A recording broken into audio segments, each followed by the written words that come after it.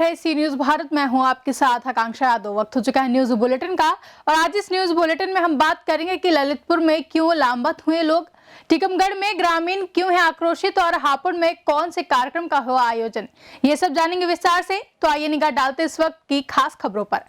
बलरामपुर जिले में क्षेत्राधिकारी अतरौला के नेतृत्व में थाना रहरा व प्रभारी स्वाट के द्वारा 25,000 के इनामी व लूट का वांछित अंतर जनपदीय अभियुक्त प्यारे यादव निवासी ग्राम अलवारा थाना पश्चिम शरीरा जनपद कौशाम्बी उत्तर प्रदेश को गिरफ्तार किया गया है, जिसके पास से एक अवैध तमंचा, 2 जिंदा कारतूस, 2500 रुपए नकदी व मोबाइल फोन बरामद किया गया है।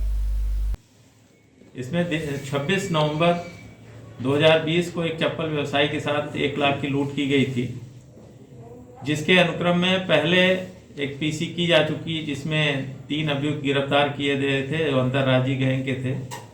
चौथा अभियुक्त प्यारेलाल फरार चल रहा था, जिसको आज प्रातः 3:30 बजे भरोसीगंज तिराहे के पास थाना रहरा बाजार में इसको गिरफ्तार किया गया।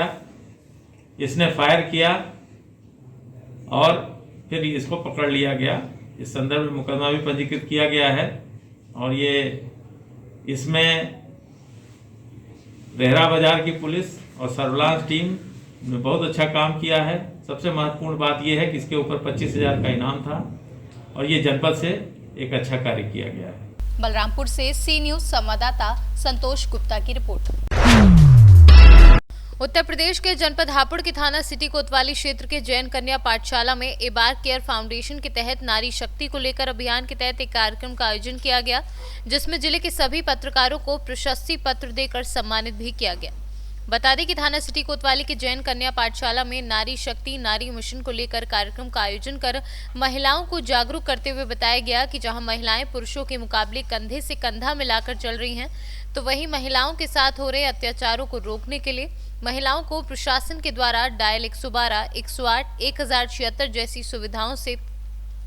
जैसी सुविधाओं के तहत महिलाओं की सुरक्षा के लिए नंबर दिए गए हैं। वहीं स्कूली बच्चों को जागरूक करते हुए बताया गया कि आप निडर रहें और किसी से समाज में ना डरें, बल्कि सर उठाकर जिएं। मैम नाम जान सकता हूँ आपका? मेरा नाम सुमन है। तो बताना चाहेंगे जो ये फाउंडेशन है आपका, इसका थोड़ा इस बारे में विस्तार से बताएं। जी, ये जो फाउंडेशन हम लोगों ने बनाया है, ये है एम्बर केयर फाउंडेशन के नाम से हमने इसको बनाया है। इसको बनाने का हमारा मकसद है वुमेन एम्पावरमेंट और यूथ अवेयरनेस को लेकर काम करना हमारे समाज में। जो आजकल हमारे समाज में देखा जा रहा है कि आए दिन रोज ना कोई समस्या आ ही रही है, तो उसको लेकर हम लोग इस पर काम कर रहे हैं। मैं पिछले 17 सालों से वुमेन एम्पावरमेंट को लेकर काम कर रही हूँ और यूथ अवेयरनेस को लेकर। जैसे कि बताया जा रहा है कि आज जो है ये जैन इंटर कॉलेज है, यहाँ पर इसमें जो प्रोग्राम रखा गया है, इसमें पत्रकारों को भी सम्मानित किया गया है। जो हमारे डेस्क अभियान जो है नारी सुरक्षा, नारी सम्मान, नारी स्वावलंबन के बारे में जो सीओ हैं हमारे हापुड़, तो उन्होंने भी इस बारे में कई दफ़ा जो वो प्रयास कर चुके हैं कि सभी जगह सुरक्षित रहें, हमारी बहन बेटियां सुरक्षित रहें। तो इस पर थोड़ा प्रकाश डालें। जी, ये आज का जो कार्यक्रम हम लोगों ने किया है, ये एम्बर केयर फाउंडेशन की तरफ से हुआ है, जिसको 1090 से भी हम लोगों ने जोड़ दिया है, जो कि नारी शक्ति मिशन के नाम से है। आदित्यनाथ योगी जी के द्वारा ये 17 नवंबर को प्रोग्राम चलाया गया था, जो कि आज तक चल रहा है और ये सिर्फ यूपी के लिए है हमारा और हम महिलाओं के लिए है। तो आज इस प्रोग्राम में ये प्रोग्राम भी था कि नारी शक्ति मिशन के ऊपर हम लोगों को जो काम करना है उसको लेकर, प्लस हम अपनी लड़कियों को अवेयर कर सकें कि उसमें उनको ही सामने आके काम करना है, बाहर से कोई भी नहीं आएगा हमें बताने समझाने के लिए। अपना स्टेप हमें खुद लेना पड़ेगा। दूसरा, एम्बर केयर फाउंडेशन की तरफ से आज हमने पत्रकारों को सम्मानित किया है, क्योंकि कोरोना काल में पत्रकारों ने जो भी काम किए हैं वो वाकई सराहनीय है और हमें उनकी प्रशंसा। तो आप हमारे बहन बेटियों को, भाइयों को या बुजुर्गों को क्या संदेश देना चाहेंगे इसकी वजह? मैं उनको ये संदेश देना चाहूँगी कि ये जो कार्यक्रम चलाया गया है नारी शक्ति मिशन के तहत, इसको बढ़ावा दें, ना कि लड़कियों को रोकें, बल्कि उन्हें ये कॉन्फिडेंस दें कि वो कर सकती हैं, ताकि जब वो घर में आकर बताएं कि उनके साथ कोई प्रॉब्लम हुई है तो उनको दबाए ना, डांटे ना, बल्कि आगे बढ़ने की उनको प्रेरणा दें, उन्हें रोकने की चेष्टा ना करें। क्या नाम है आपका? मेरा नाम मलिका खान है, मैं एडवोकेट हूँ दिल्ली हाई कोर्ट में। तो जो ये फाउंडेशन की तरफ से जो ये कार्य किए जा रहे हैं, जैसे कि नारी शक्ति अभियान के तहत जो कार्य किए जा रहे हैं, इस पर थोड़ा प्रकाश डालें आप। जी, ये एम्बर केयर फाउंडेशन ये इस वक्त नारी सशक्तिकरण जागरूकता अभियान चला रहा है, जिसके अंतर्गत हम लोग घर घर जाकर या इस तरह के प्रोग्राम करके नारी सशक्तिकरण के लिए जागरूकता का आयोजन कर रहे हैं, जिससे हर लड़की तक ये मैसेज जा सके कि शासन या प्रशासन द्वारा इस वक्त उनको क्या अधिकार दिए गए हैं और क्या उनको बचाव के उपाय बताए गए हैं कि अगर उनके साथ कहीं कुछ गलत हो रहा है, उत्पीड़न हो रहा है, किसी भी तरह से उनको परेशान किया जा रहा है, जिससे वो लोग काम करने लायक माहौल उनको नहीं मिल पा रहा है या पढ़ने लायक माहौल नहीं मिल पा रहा है, तो वो उस डर से बाहर आकर आगे आए और अपनी कंप्लेंट फॉरवर्ड करें, जिससे कि उन दोषियों के खिलाफ कार्रवाई की जा सके। इसमें हमारा ये एम्बर केयर फाउंडेशन उनको हेल्प करेगा। तो क्या देख रहे हैं जो हमारा जो महिला अभियान चल रहा है, ये सुरक्षा अभियान, तो इसमें जो हमारी पुलिस कितना सहयोग कर रही है?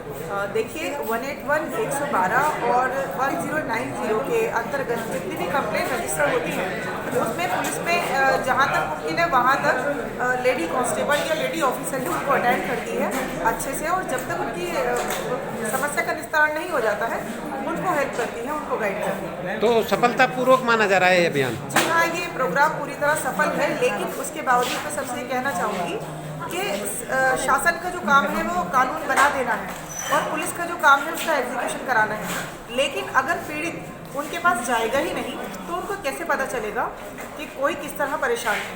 तो मैं लोगों से ये बताना चाहूँगी, कहना चाहूँगी अपने एम्बर केयर फाउंडेशन के ज़रिए कि वो लोग अगर उनके साथ किसी भी तरह का उत्पीड़न हो रहा है तो अपनी बहन बेटियों को रोके नहीं, उनको अप्रिशिएट करें और इन शिकायतों को आगे ले जाएं जो प्रशासन की नज़र में आए। जो आपका एम्बर केयर फाउंडेशन है, ये लगभग कितनी जगह चल रहा है? सर, ये अभी पूरे प्रदेश में ये काम कर रहा है एम्बर केयर फाउंडेशन, और हमारी कोशिश रहेगी कि हर जिले में इसी तरह के कार्यक्रम करके नारी सशक्तिकरण की जागरूकता अभियान को आगे बढ़ाया जाए। धन्यवाद। सुमन, ये आज यहाँ प्रोग्राम क्या क्या प्रोग्राम है, क्या ये जो आज का जो प्रोग्राम यहाँ पर हुआ है जैन कन्या पाठशाला में, ये एम्बर केयर फाउंडेशन के तहत किया गया है, जिसका मेन उद्देश्य है काम करने का वुमेन एम्पावरमेंट और यूथ अवेयरनेस को लेकर हम लोग काम करेंगे। और आज ये जो 1090 का जो प्रोग्राम यहाँ पे हम लोगों ने कराया है, उसका हमारा मकसद है कि महिलाओं तक हमारी पहुँच हो, हमारी बात पहुँच सके, ताकि लड़कियां जिनके अंदर कॉन्फिडेंस की बहुत ज़्यादा कमी होती है, जिन्हें बचपन से दबाया जाता है, बोलने नहीं दिया जाता है, उनको ये समझ आ सके कि उनको अपने लिए ही स्टैंड लेना पड़ेगा, बाहर से कोई भी स्टैंड लेने नहीं आएगा। 1090 का जो प्रोग्राम है, इसमें प्लस पॉइंट ये है कि इसमें किसी भी महिला, किसी भी लड़की की कंप्लेन करने के बाद उसकी पहचान को छिपाया जाएगा, उसका नाम सामने नहीं आएगा, तो जो भी कोई लड़की इसमें पहल करती है उसकी आइडेंटिटी को छिपाया जाएगा। इसमें ये सबसे बड़ा प्लस पॉइंट है। और हमारा एम्बर केयर फाउंडेशन इसी को लेकर अब काम कर रहा है। समाज में हो रही जितनी भी महिला हिंसाएं हैं, शिक्षा को लेकर है, और सबसे बड़ा महिला हेल्थ को लेकर हम लोग इस पर काम कर रहे हैं, ताकि समाज में हम एक नई पहल कर सकें, एक नया समाज के निर्माण जिसकी हम बात करते हैं, उस पर हम लोग एक स्टेप आगे ले सकें। मैम, आज एक प्रोग्राम हुआ है आपके कॉलेज में, किस चीज़ को लेकर ये प्रोग्राम था और क्या इससे बच्चे को सीख मिली? ये कार्यक्रम मिशन शक्ति को लेकर किया गया है। विद्यालय की जितनी भी बालिकाएं हैं या इस क्षेत्र में या हमारे स्टाफ में जो भी महिलाएं हैं, उनको महिला सशक्तिकरण के बारे में बताया जाए कि वो किसी भी प्रकार की जो भी घटनाएं पढ़ती हैं अखबारों में, उनको देखने के बाद किसी भी तरह का डर या भय अपने मन में ना लाएं। महिला सशक्तिकरण अभियान जो चलाया जा रहा है, जिसे मिशन शक्ति का नाम दिया गया है, उसके तहत वे सोचें कि वो आत्मनिर्भर हैं, साहसी हैं, और इस तरह की घटनाओं से जो भी आए दिन हमें देखने को मिलती है, जो महिलाओं के साथ अपराध हो रहे हैं, उनसे विचलित ना हो, बल्कि अपने आप को और सशक्त करें। और जितनी भी हमें प्रशासन जो हमें दे रहा है सुविधाएं जो मुहैया कराई जा रही हैं, जो हेल्पलाइन नंबर दिए जा रहे हैं, उनका वक्त पड़ने पर जरूर प्रयोग करें। मैम, जैसे अभी मिशन शक्ति, ये घटना मन को दुख देने वाली है और ये घटना बार बार हो रही है, और पहले हमारे क्षेत्र में इस तरह की घटनाएं देखने को नहीं मिल रही थी, लेकिन कुछ महीनों से मैं भी ये नोटिस कर रही हूँ कि हमारे हापुड़ हो, गढ़ हो, धौलाना हो, कोई भी क्षेत्र हो, यहाँ पे इस तरह की घटनाएं अब देखने को भी मिल रही हैं। पहले हमारा क्षेत्र इन घटनाओं से अछूता था, तो हम बहुत अच्छा महसूस करते थे सभी लोग कि चलिए बड़ा सुरक्षित एरिया है, लेकिन अब इस तरह की घटनाएं यहाँ पे भी हमें देखने को मिल रही हैं। मेरा इतना सा निवेदन है आपके द्वारा ये समाज तक ये बात पहुँचाने का कि ये जो भी महिला अपराध हो रहे हैं या महिलाओं का जो उत्पीड़न हो रहा है, इसकी हमें जड़ों को पहचानना होगा। और जो जड़ है उसके कारण क्या है? कारण ये है कि हम अपने बालकों को, मेरा बार बार ये एम्फेसाइज रहता है कि बालकों को, हम लड़कों को खास तौर से शिक्षित नहीं कर रहे हैं, ना हम उनको वो मूल्य दे रहे हैं और ना ही हम उनके अंदर डर पैदा कर रहे हैं। हमें दोनों तरीके से चलना होगा। एक तरफ हमें उन्हें शिक्षित करना होगा, उनके मन में अच्छे मूल्य रोपने होंगे, महिलाओं का सम्मान करना और महिलाओं की इज्जत करना उन्हें सीखना होगा। दूसरी तरफ उनके मन में इतना भय और डर पैदा करना होगा कि अगर वो किसी महिला की तरफ, किसी बालिका की तरफ गलत नज़र से देखते भी हैं तो उनके साथ प्रशासन बहुत सख्ती से पेश आएगा। ये भय और ये डर भी उनके मस्तिष्क में और उनके दिल में जाना बहुत जरूरी है। हापुड़ से सी न्यूज़ संवाददाता रुस्तम सिंह की रिपोर्ट। बुंदेलखंड निर्माण मोर्चा की कोर ग्रुप की बैठक मोर्चा अध्यक्ष भानु सहाय की अध्यक्षता में संपन्न हुई, जिसमें मोर्चा महासचिव अशोक सक्सेना ने सुझाव दिया कि देश की सभी राज्य सरकारें अपने प्रदेश की सरकार को राम राज्य की तरह चलाने की कल्पना करती हैं। हम बुंदेलियों का सौभाग्य है कि स्वयं श्री राम बुंदेलखंड की भूमि पर राजा के रूप में विराजे हैं, जहां उन्हें गार्ड ऑफ ऑनर दिया जाता है। इसलिए जब भी बुंदेलखंड राज्य बने तो इसकी राजधानी ओरछा में बनाई जाए। राम राजा सरकार के आदेश अनुसार बुंदेलखंड राज्य के मुख्यमंत्री द्वारा जनहितकारी योजनाएं चलाई जाना चाहिए। बैठक में सर्वसम्मति से प्रस्ताव को स्वीकारते हुए निर्णय लिया गया कि हर महीने प्रधानमंत्री को दिए जाने वाले ज्ञापन के क्रम में इस माह की 30 तारीख को ज्ञापन ओरछा में दिया जाएगा। सैकड़ों की संख्या में बुंदेली योद्धा अपनी मोटरसाइकिलों पर सवार होकर झांसी कचहरी से सदर बाजार, भट्टा गांव, कुम्हरा, आजादपुरा होते हुए ओरछा जाएंगे, जहां भगवान राम राजा सरकार के चरणों में ज्ञापन अर्पित कर उसे ओरछा में तैनात प्रशासनिक अधिकारी के माध्यम से प्रधानमंत्री नरेंद्र मोदी को इस आशय से भेजा जाएगा कि प्रधानमंत्री वादा निभाओ, बुंदेलखंड को राज्य बनाओ एवं राम राजा सरकार ओरछा को राजा मानकर ओरछा को राजधानी बनाओ। बैठक में यह भी निर्णय लिया गया कि संकल्प पत्र एवं सदस्यता फॉर्म भरवाने में तेजी लाई जाए, जिसके अंतर्गत समस्त वार्डों, ब्लॉकों, तहसीलों आदि के प्रभारी बनकर न्यूनतम प्रत्येक जनपद में 10,000 संकल्प पत्र भरवाने का लक्ष्य रखा गया। हाँ तो जी, आज काय की बैठक थी आपकी? आज हर महीने जो हम लोग ज्ञापन देते हैं 30 तारीख को, वो इस बार ज्ञापन झांसी की जगह हम लोग ओरछा देने जा रहे हैं। अपनी अपनी मोटरसाइकिलों से इकट्ठे होकर हम लोग झांसी का पहले एक राउंड लेंगे, उसके बाद ओरछा जाके ज्ञापन देंगे। वहीं पर एक चौपाल भी है ओरछा में हम लोगों की, उसी की तैयारी की आज ये बैठक थी। और ये बैठक इसलिए भी की जा रही है कि जो हमारे जनप्रतिनिधि हैं, जो हमारे चुनावी जनप्रतिनिधि हैं, जो चुनाव में बुंदेलखंड के लिए आंसू बहाते हैं और चुनाव खत्म हो जाने के बाद बुंदेलखंड को बिसार देते हैं, उनके खिलाफ अब आक्रामक रवैया बुंदेलखंड निर्माण मोर्चा अपनाने जा रहा है। अगर आप बुंदेलखंड राज्य निर्माण की बात करके वोट पाते हो तो बुंदेलखंड राज्य निर्माण के साथ खड़े नजर आओ, या आप ये कह दो कि हम बुंदेलखंड राज्य निर्माण के विरोधी हैं। दो मुँहे सांप की राजनीति मत करो, या तो बुंदेलखंड के साथ खड़े नजर आओ या बुंदेलखंड के विरोध में खड़े नजर आओ। झांसी से कैमरा पर्सन प्रभात साहनी के साथ राजीव सक्सेना की रिपोर्ट। ललितपुर जनपद के कस्बा जाखलौन के कुछ संभ्रांत लोगों ने एक प्रार्थना पत्र मुख्यमंत्री के नाम जिलाधिकारी को दिया, जिसमें बताया गया कि कस्बा जाखलौन बिरथा ब्लॉक के सबसे बड़ी पंचायत होने के बाद आज ही नगर पंचायत के दौर से बाहर है। इसको लेकर जाखलौन वासियों ने प्रार्थना पत्र के माध्यम से जाखलौन को नगर पंचायत का दर्जा दिलाए जाने की मांग की है। हमारा नाम प्रवीण शर्मा है और हम सभी जाखलौन से आए हुए हैं और हम लोगों ने जिलाधिकारी महोदय को एक ज्ञापन देकर हमारे जाखलौन के लिए नगर पंचायत बनाए जाने के लिए कहा है, क्योंकि हम लोगों का अधिकारों का हनन हो रहा है। और हम लोग हमारी जो है ग्राम पंचायत बहुत बड़ी ग्राम पंचायत है और 8 से 10 हज़ार की करीबन आबादी भी है, फिर भी हम लोगों की ग्राम पंचायत के लिए अभी तक नगर पंचायत नहीं बनाया गया है। इसलिए हम लोगों ने जिलाधिकारी महोदय को लिखित रूप में ज्ञापन दिया है कि हमारे जाखलौन के लिए नगर पंचायत बनवाए जाने के लिए कृपा करें। और जहाँ हम जाखलौन से आए हैं, हम लोगों ने सब लोगों ने युवा वर्ग ने मांग करी है कि हमारे जाखलौन को, जो कस्बा जाखलौन है, उसे नगर पंचायत बनाया जाए। और दूसरी मांग हमारी है कि हमारे यहाँ समुदाय स्वास्थ्य केंद्र की अत्यधिक समस्या है, उसे समुदाय स्वास्थ्य केंद्र का निर्माण कराया जाए, जिससे कि हम लोगों के पास लगभग लिखित 25 मूलभूत सुविधाएं हमने उसमें लिखी हैं जो कि हम लोग जाखलौन में अभी स्थापित हैं, वो हम लोग चाहते हैं अगर नगर पंचायत होता है तो हम लोग को जो शोषण हो रहा है तो हम लोग प्रथम पात्रता की श्रेणी में आते हैं। हम लोगों को नगर पंचायत बनने से बहुत कुछ लाभ होगा और बहुत ही ठीक है। मेरा नाम नरेंद्र महोदय एडवोकेट है, मैं जाखलौन से आया हूँ और हम लोगों ने ग्राम पंचायत जाखलौन को नगर पंचायत बनवाने के लिए प्रार्थना पत्र दिया है। मुख्यमंत्री महोदय के लिए संबोधन किया है, ज्ञापन जिलाधिकारी के माध्यम से दिया है, जिसमें हम लोगों का मूलभूत जो हम लोगों की समस्या हैं उनका हनन हो रहा है और हम चाहते हैं कि हमारे जाखलौन के लिए नगर पंचायत का दर्जा दिया जाए। ललितपुर से सी न्यूज़ संवाददाता प्रद्युमन तिवारी की रिपोर्ट। एक ओर सरकारें किसानों के हित के लिए दम भरती हैं, वहीं दूसरी ओर शासन के कुछ नुमाइंदे किसानों को परेशान कर योजनाओं पर पलीता लगाते हैं।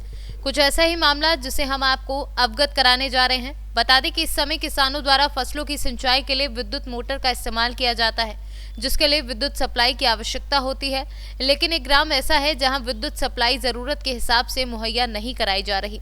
हम बात कर रहे हैं ग्राम बछौड़ा की, जहां पर काफी दिनों से डीपी जल चुकी है। जब इसकी शिकायत ग्रामीणों द्वारा लिधौरा OIC से की गई तो ग्रामीणों द्वारा बताया गया कि अधिकारी द्वारा 20,000 की मांग की गई है। कहा गया है कि आप पैसे जमा करें, आपकी डीपी लगवा दी जाएगी। जबकि किसानों के बिल जमा हो चुके हैं, ये राशि रिश्वत के रूप में मांगी जा रही है, जिसकी शिकायत लेकर ग्रामीण जिला विद्युत अधिकारी के पास पहुंचे। अधिकारी द्वारा खाना पूर्ति करते हुए आवेदन लेकर ग्रामीणों को आश्वासन दे दिया गया। ग्रामीणों द्वारा बताया गया है कि इसके पूर्व में अधिकारी द्वारा लिखित रूप से 48 घंटे का आश्वासन दिया गया था, जिस आश्वासन का समय तकरीबन 1 साल हो चुका है। लेकिन ग्रामीणों की समस्या जस की तस बनी है। वहीं 11 kV का विद्युत वायर तकरीबन 1 वर्षों से टूटा पड़ा है और किसानों द्वारा 3 हॉर्स पावर का बिल जमा किया जा रहा है, जबकि सप्लाई 2 हॉर्स पावर की मिल रही है। अधिकारियों द्वारा किसानों को सिर्फ आश्वासन दिया जाता है और सरकार की योजनाओं पर पलीता लगाने का काम किया जा रहा है। अब ऐसे में देखना होगा कि सरकार के नुमाइंदे इस ओर ध्यान देते हैं या ये भी कुंभकर्ण की नींद में सोए हैं। क्या नाम है आपका? सुखनंदन घोष। कहाँ से आए? बछौड़ा से। क्या समस्या है आप लोगों की? बिजली की समस्या है। हमारा 14 दिसंबर को ट्रांसफार्मर जल गया, जी की कोई सुनवाई नहीं हुई। हम बार बार जो है लिधौरा जा रहे हैं और पैसा 20,000, अरे हम तो बोलते थे पैसा 20,000 रुपये की कह रहे कि तुमने 20,000 रुपया दो तो लगता है ना नहीं लगा। और एक तार जो है बड़ी लेन का जो है आज जो है 4-5 साल से नहीं है, हर बार खिंच जाता। तो 2 हमारे कनेक्शन 3 हॉर्स के हैं और हम 2 हॉर्स की मोटर चलाए, हम बिल जो है 3 हॉर्स का जमा कर रहे हैं। कब से परेशान हैं आप लोग? हम 1 साल से परेशान हो रहे हैं। पैसों की मांग किसने की आपसे? 20,000 की। कौन मांग रहा था आपसे? OIC। हाँ, लिधौरा DC की। और इनने EC साहब ने आए, इनने 48 घंटा की मोहलत दी थी, जी में 14 महीना हो चुके, कोई काम नहीं हुआ। जैसे कितनी बार आवेदन दे चुके आप लोग? हाँ, हम 4-5 भी आवेदन दे चुके, कार्रवाई नहीं हुई। कोई कार्रवाई नहीं हुई। क्या नाम है आपका? हमारा देवेंद्र घोष। देवेंद्र जी, आप यहाँ आए, क्या परेशानी है? श्रीमान जी, हम लाइट की परेशानी है साहब। हमारा 14 दिसंबर का ट्रांसफार्मर जल गया, इसलिए हम लिधौरा OIC ना 7 दिन की फिर रहे श्रीमान जी। और हम लोग गए तो श्रीमान जी उन्होंने आज कुछ नहीं कहा, हमारा आवेदन नहीं लिया और हम लोगों को भगा दिया। कहते हैं कि 20,000 रुपया लाइए, अभी ट्रांसफार्मर देते हैं, और पैसा नहीं है तो कोई ट्रांसफार्मर नहीं है। और साहब एक तार 28 खम्भे का बड़ी लाइन का कटा हुआ है। हम लोगों के 3 HP के कनेक्शन हैं, 2 HP मोटर चल रही। हम लोगों में बहुत परेशानी आ रही और हम लोगों ने AC साहब ने जिला में 3 आवेदन दे चुके और कोई सुनवाई नहीं। एक टीकमगढ़ जिला कलेक्टर ने दे चुके, कोई सुनवाई नहीं भाई। हम लोगों में बहुत परेशानी है साहब और फसल हमारी सूख रही है। कब से परेशान हो रहे हैं आप लोग? कम से कम 4-5 साल से। हाँ, अगर आपकी अभी भी मांग पूर्ण नहीं होती क्या करेंगे आगे आप लोग? अब साहब हम क्या करें, हम तो इतना ही तक है। हम साहब हम आगे जा नहीं सका साहब। हमारी सरकार कोई सुन में जब तो है, सरकार भी साहब आदेश दे हैं, 1 साल से किसी ने नहीं सुनी साहब। और सरकार भी कह रही कि हम किसान के सहयोग में है, सहयोग में कोई सहयोग में नहीं है।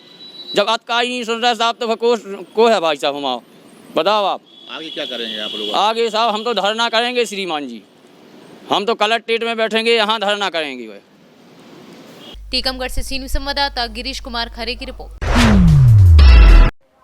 फिलहाल के लिए न्यूज बुलेटिन में बस इतना ही। देश और दुनिया की तमाम बड़ी खबरों के लिए जुड़े रहे सी न्यूज भारत के साथ। हर खबर आपके साथ, आपके हाथ।